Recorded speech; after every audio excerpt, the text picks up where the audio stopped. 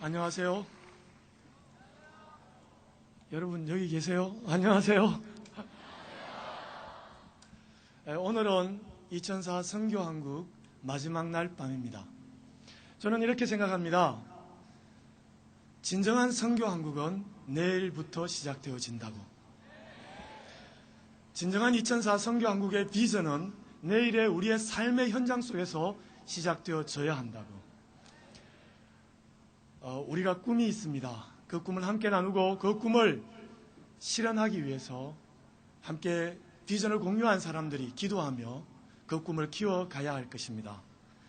저는 여러분들에게 오늘 차드에서 사역하면서 경험했던 하나님의 은혜들을 함께 나누는 시간을 가지기를 원합니다. 차드에 대해서 소개할 때마다 참 어려움을 겪습니다. 왜냐하면 한국에서 10명 중에 9명은 차드에 대해서 전혀 모르거나 거의 모르시는 분들이기 때문입니다. 차드는 중부 아프리카에 위치한 불어를 공용어로 사용하는 불어권 아프리카입니다. 저희들은 차드를 기억하실 수 있도록 이렇게 소개를 해드립니다. 차드에 차 드시러 오십시오. 차드에 차 드시러 오시면 맛있는 차를 대접해 드리도록 하겠습니다. 차드에는 교통부 장관이라고 불리는 아주 재미있는 짐승이 있습니다. 이 짐승은 도로가에서 자기가 원하지 않는 한 결코 길을 비켜주지 않습니다. 차가 아무리 경적을 울려도 자기가 원하지 않는 이상 그 자리에 머물러 있습니다. 자기 덩어리에 많은 짐이 실려 있으면 자기가 귀찮으면 그냥 덜어눕습니다. 그리고 네 발을 하늘로 그냥 지켜들면서 싫다고 표현을 합니다. 이 머리 크고 다리 짧은 짐승의 이름은 당나귀입니다. 당나귀는 결코 주인의 말에 민감하게 반응하지 않습니다. 그래서 당나귀를 키우는 주인은 언제나 당나귀를 이끌고 순종시키기 위해서 기다란 막대기를 하나 들고 다닙니다. 그리고 말을 듣지 않을 때는 사정없이 방망이로 두들깁니다. 당나귀의 인생을 보면서 이런 생각을 했습니다. 결코 당나귀 같은 인생은 되지 말아야 되겠다. 그런데 당나귀와 정반대되는 짐승이 있습니다. 바로 낙타입니다. 낙타는 주인의 음성에 굉장히 민감하게 반응을 합니다.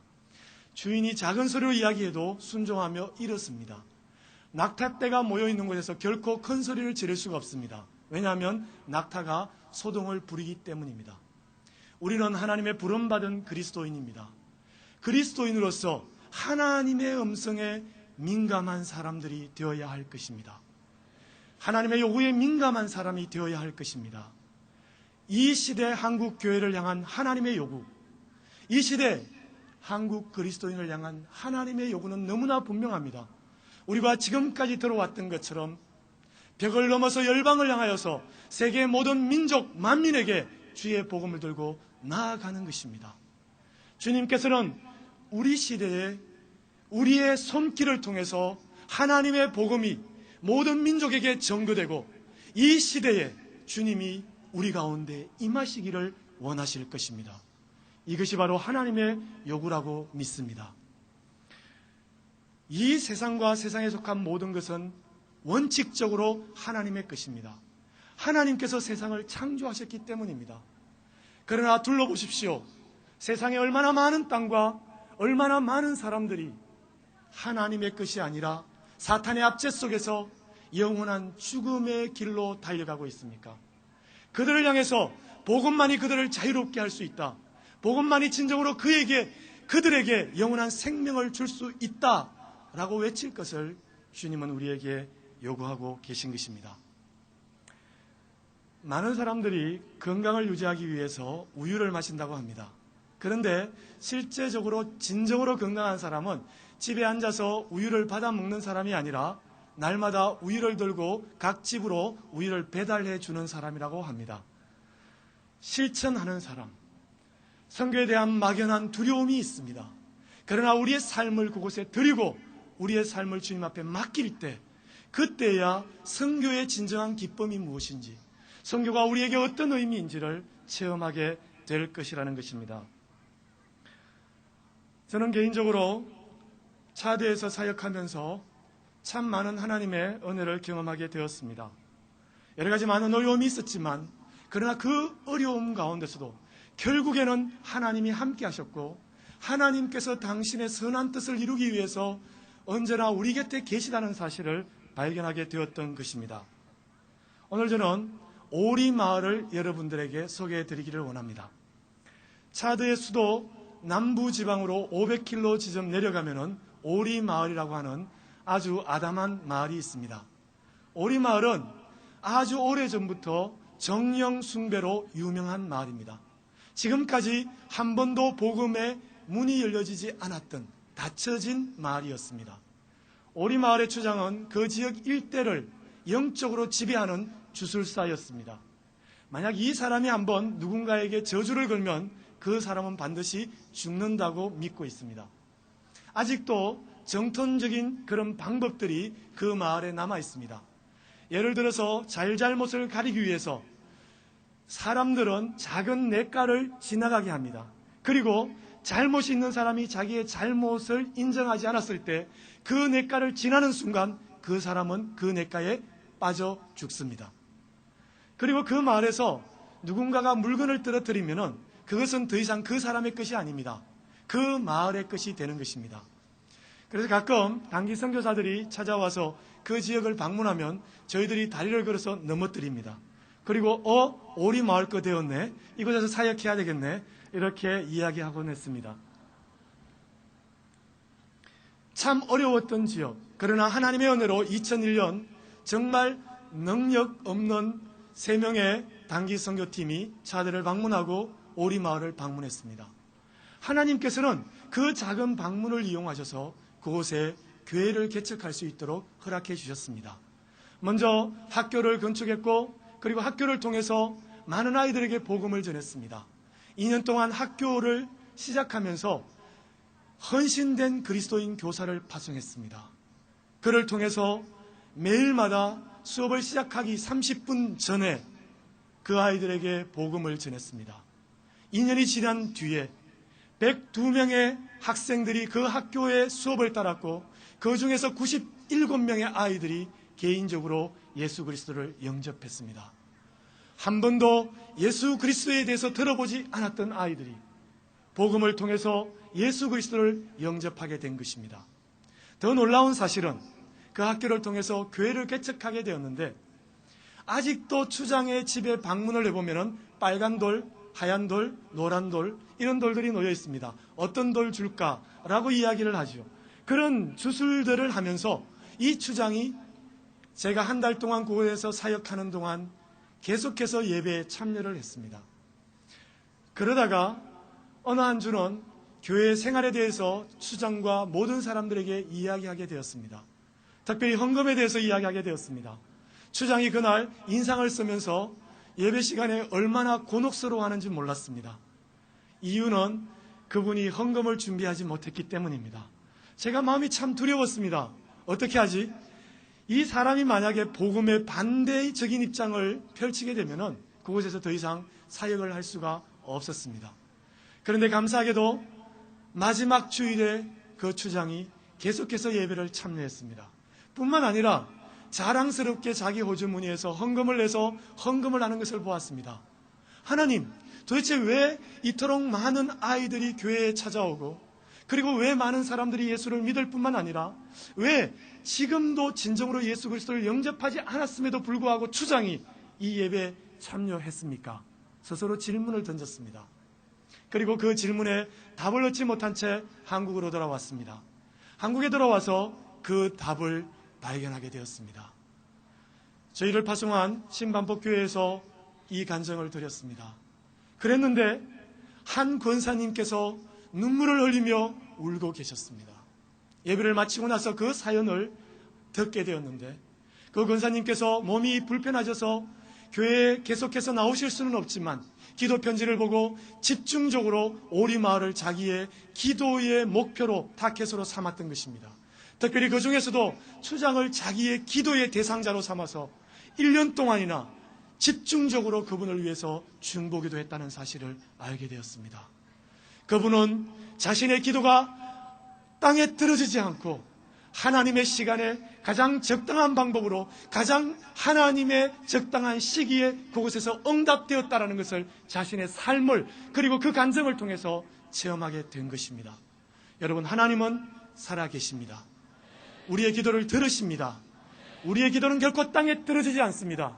그리고 그것은 성경 현지에서 가장 정확한 시간에 응답되어 질 것입니다. 마다 마을을 소개해 드리고 싶습니다. 마다 마을은 코투코 종족이라고 하는 한 회교 종족이 거주하고 있는 곳입니다. 코투코 종족은 차드의 원종족이라고 하는 사오족의 후손들이라고 알려져 있습니다. 이 사오족은 적어도 키가 2m 이상씩 되는 거인들이었다라고 전해집니다. 이 코투코 종족 안에 아직 알려진 개척된 교회가 없습니다. 그런데 이 코투코 종족의 마다 마을은 샤리 강이라고 하는 차드의 강 옆에 거주하고 있는 그런 마을입니다. 그 마을의 남부에서 올라온 몇 명의 어부들이 거주하게 되었습니다. 그들을 중심으로 저희와 함께 그곳에 교회를 개척하게 되었습니다. 그런데 저희가 아직도 예수 영화를 상영하지도 않았고 예수의 복음을 직접적으로 전하지도 않았음에도 불구하고 한 달이 지난 이후에 하나님의 기적이 일어났습니다. 한 달 지난 이후에 9명의 코투코 청년이 저희들을 찾아왔습니다. 그리고 그들이 저희들에게 고백했습니다.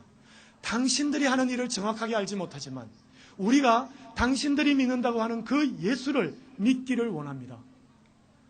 기적 아닙니까? 어떻게 이런 일이 일어날 수 있습니까? 한 명의 회교도가 회심한다는 것이 얼마나 어려운 일인지 모릅니다.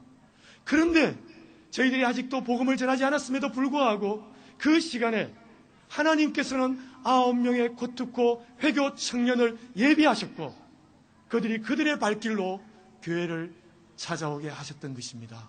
할렐루야. 하나님께서는 살아계셔서 오늘도 역사하시더라는 것입니다. 저는 이 일을 보면서 이런 생각을 했습니다. 선교는 무엇일까? 왜 하나님께서는 이런 일들을 우리 가운데 펼치고 계실까? 그것은 결코 선교사 개인의 능력이나 실력에 의한 것들이 아니라는 사실을 알게 되었습니다. 하나님께서는 선교사 개인의 실력과 능력을 이용하는 것이 아니라 하나님을 사랑하는 사람들의 기도를 이용하시고 그 기도에 응답하셔서 선교 현지에서 당신의 은혜의 흔적들을 남기신다는 사실을 알게 되었다고 하는 것입니다. 하나님은 살아계셔서 오늘도 세계 각처에서 당신의 복음의 역사를 나타내십니다. 베르미앙이라고 하는 한 형제를 여러분들에게 소개해 드리기를 원합니다.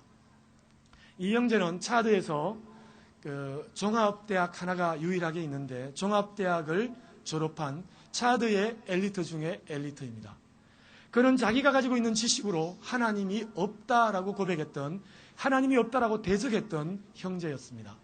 그런데 저희들이 처음 제자훈련을 통해서 모임을 가졌던 청년 수련회에 이 형제가 우연한 기회에 초청을 받아서 참여하게 되었습니다. 그리고 그것에서 복음을 듣게 되었습니다. 예수 그리스도에 대해서 듣게 되었습니다. 이 형제가 예수 그리스도를 영접했습니다. 복음은 세계 각처에서 오늘날도 사람들을 변화시키고 있다고 하는 것입니다. 한국에서 복음이 우리를 변화시켰듯이 미국에서도 오늘날 복음은 역사하고 있습니다. 유럽에서도 오늘날 복음은 역사하고 있습니다. 아프리카에서도 동일하게 우리와 얼굴이 다르고 우리와 문화가 다르지만 그들 가운데 복음은 동일한 의미와 그리고 역사함을 가지고 그곳에서 역사하고 있다고 하는 것입니다.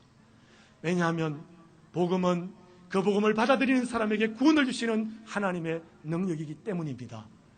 누구든지 주의 이름을 부르는 자는 구원을 얻으리라. 주의 이름은 아직도 힘이 있습니다. 능력이 있습니다. 지금도 세계 각처의 수많은 영혼들은 주님의 이름을 기다리고 있다고 하는 것입니다. 누군가가 그들에게 와서 예수 그리스도가 누구인지 그 복음이 무엇인지를 전해주기를 원한다고 하는 사실을 보게 되었습니다. 빠빠 브루스에 대해서 좀 말씀을 드리고 싶습니다. 빠빠 브루스라고 하는 이분은 차드의 감옥에서 처음 만남을 가졌었습니다. 차드의 감옥을 방문해서 복음을 전하는 시간에 이분을 만나서 교제를 계속해서 나누었습니다. 그리고 이분이 이제 감옥에서 나와서 출옥한 이후에 저를 만나서 교제하면서 저희가 개척한 교회에 계속해서 형제로 참여하게 되었습니다. 이분이 저희를 찾아올 때마다 가끔씩 닭을 한 마리 들고 옵니다. 닭을 들고 오는데 제가 얼마나 가난한가를 잘 알고 있습니다. 그런데 가난한 분이 들고 왔지만 닭을 저희들이 잡아서 먹어야지 그분이 축복을 받을 것 같아서 언제나 닭을 받아서 잘 먹습니다. 근데 이분이 어느 날은 닭을 가지고 와서 저에게 이런 이야기를 했습니다.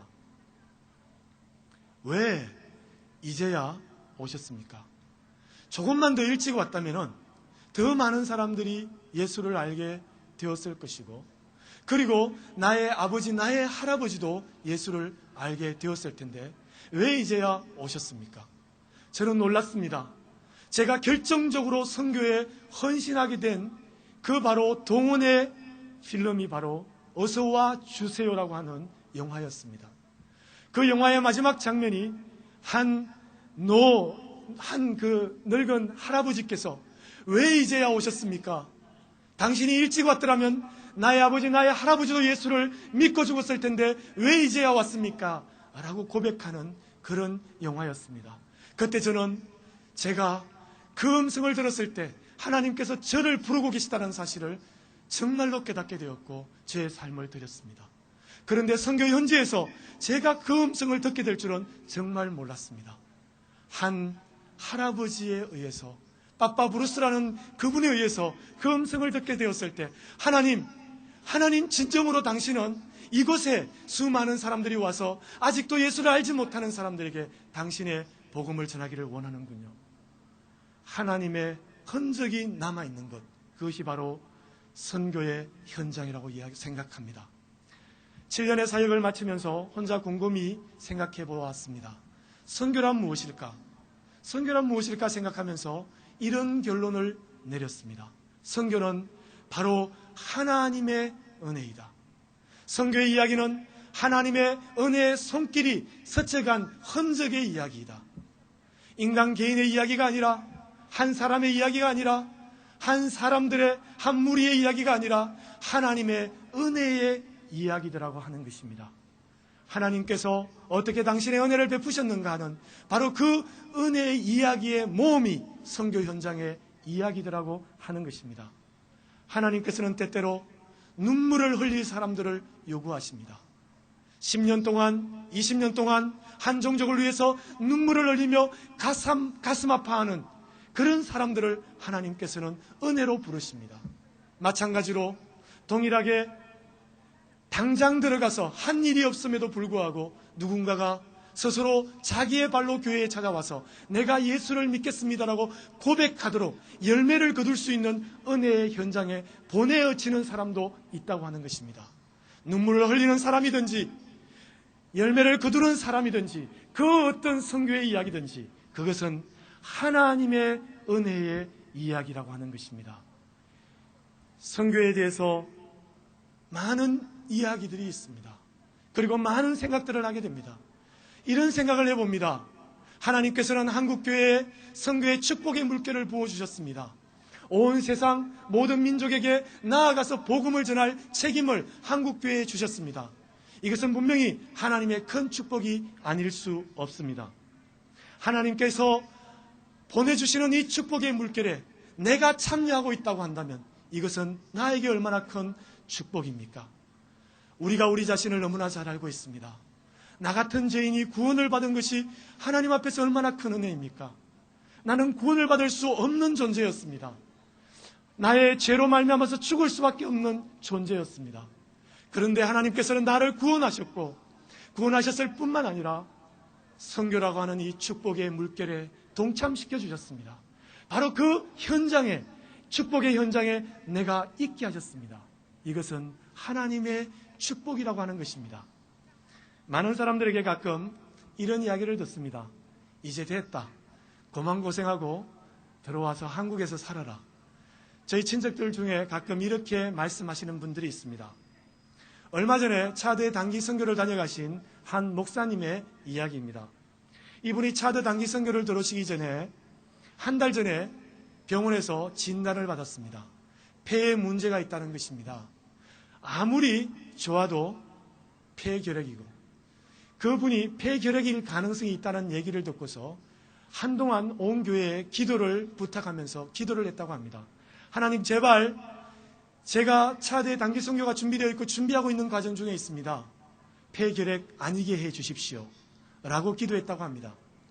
일주일 뒤에 병원에 갔는데 그때 의사가 하는 이야기가 괜찮으면 폐결핵이고 정말 안 좋으면 폐에 관련된 희귀병인데 심장이 굳어지는 그런 병이라고 합니다.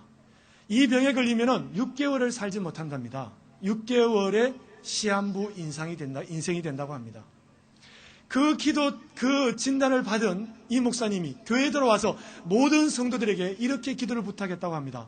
제발 하나님께서 폐결핵이도록 허락해 주십시오. 얼마 전까지만 해도 하나님 폐결핵 아니기를 기도합니다 라고 기도했던 분이 하나님 제발 폐결핵이게 해 주십시오 라고 기도했다고 하는 것입니다.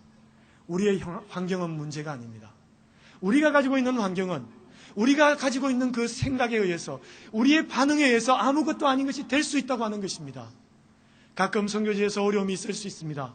그러나 하나님의 축복의 현장에 서 있다라는 그 기쁨을 생각해 보면 그 수고가 아무것도 아니라고 하는 것입니다. 생각컨대 현재의 고난은 장차 우리에게 나타날 하나님의 영광과 좋게 비교할 수 없도다. 여러분, 이 축복이 여러분의 축복이 되시기를 원합니다. 하나님께서는 우리를 위해서 큰 축복을 예비하셨습니다. 그 축복은 고난 없이 이루어지는 것이 아닙니다. 수고 없이 이루어지는 것이 아닙니다. 그 영광에 비교할 때 우리의 수고와 우리의 고난이 아무것도 아니더라고 하는 것입니다. 마지막으로 이 이야기를 드리면서 오늘 메시지를 마무리하기를 원합니다. 차대 북쪽에 에너디 고원이라고 하는 아주 오래된 고원이 있습니다. 이 고원은 옛날에는 밀림이었습니다. 그런데 이 밀림이 사하라 사막이 되어가면서 이제 완전한 사막이 되었습니다. 그런데 밀림이었을 때 그곳에 작은 웅덩이가 있었고 그 웅덩이에 아주 오래전부터 악어가 살고 있었습니다. 그런데 이 악어는 참 재미있는 악어입니다. 왜냐하면 그곳에 갇혀서 너무나 오랜 기간 동안 살았기 때문에 이 악어가 자신이 악어라는 사실을 잊어버린 것입니다. 그래서 악어는 야성이 있기 때문에 짐승이 나타나면 그 짐승을 향해서 공격을 합니다. 그런데 에너디 고원에 있는 이 악어는 너무나 오랫동안 그곳에 갇혀 있어서 짐승이 나타나면 도망을 갑니다. 참 재미난 악어가 아닙니까? 참 불쌍한 악어입니다. 이 악어를 촬영하기 위해서 한번 간 적이 있습니다. 그곳에 가서 촬영하기가 얼마나 힘들었는지 모릅니다. 왜냐하면 저희들이 나타나기만 하면 조그만 발소리만 들리면 숨어버리기 때문입니다. 그 모습을 보면서 이런 생각을 했습니다. 오늘날 한국교회에 얼마나 많은 사람들이 겁먹은 악어처럼 살아가고 있는가. 하나님께서는 세상 모든 민족과 세상 모든 땅을 우리의 가나안으로 주셨는데 오늘 우리는 세상 속에서 그리스도를 전가하지 못하고 숨어버리는 초라한 그리스도인으로 살고 있지 않은가. 하나님께서는 이 세상을 향해서 복음을 외치고 하나님의 나라와 그 의를 선포할 하나님의 위대한 군사로 우리를 부르셨는데 우리는 얼마나 초라하게 오늘도 살아가고 있는가. 이런 생각을 해보았습니다. 여러분, 오늘 이 저녁은 하나님께서 우리에게 주셨던 선교한국 2004 비전을 새롭게 잉태하는 잉태의 밤일 것입니다. 온 세상을 향한 꿈을 꾸십시오. 모든 민족을 향한 꿈을 꾸십시오. 그 꿈은 우리를 향한 하나님의 축복입니다. 하나님께서는 그 축복을 우리에게 주시기를 원하십니다. 하나님께서는 그 축복의 바람을 우리에게 보내주고 계십니다. 그 바람을 타느냐 타지 않느냐는 우리에게 달려 있습니다. 그 축복의 바람을 타고 축복을 누리느냐 누리지 않느냐 그것은 우리에게 달려 있습니다. 새벽 이슬 같은 청년들이 일어나서 온 세계 모든 민족 가운데 하나님의 백성들을 찾아서 그들의 언어로 하나님을 찬양할 때까지 쉬지 않고 전진하는 하나님의 군대가 되길 주님의 이름으로 축원해 드립니다. 이 시간에 다 같이 한번 통성으로 기도하는 시간을 가지겠습니다.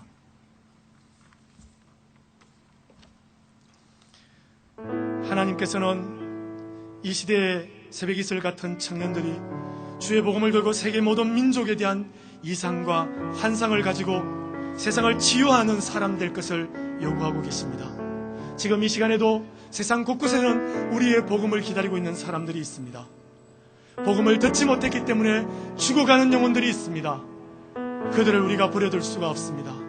그들을 향한 사랑을 가져야 할 것입니다. 주님, 나에게 세상을 향한, 온 세상을 향한 이상과 환상을 주십시오. 그리고 그들에게도 복음이 증거되게 해주십시오. 이 시간에 다 같이 한번 통성으로 기도하겠습니다.